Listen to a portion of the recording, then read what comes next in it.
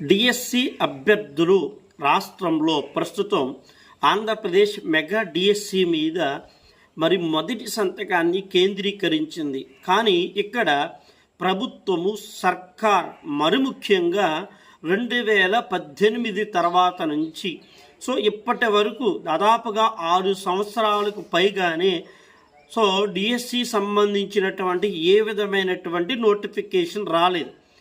వయోపరిమితి విషయంకి వచ్చేటప్పటికి తెలంగాణలో అయితే 44 నుండి 46, ఆంధ్రప్రదేశ్లో కూడా 44 ఉన్నటువంటిది ఇది 47, 48 వయోపరిమితి చేయాల్సిందే.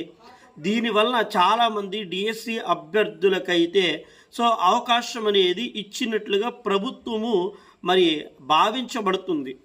ఖచ్చితంగా ప్రభుత్వము ఇక్కడ వయోపరిమితి 47, 48 చేయాల్సిందే.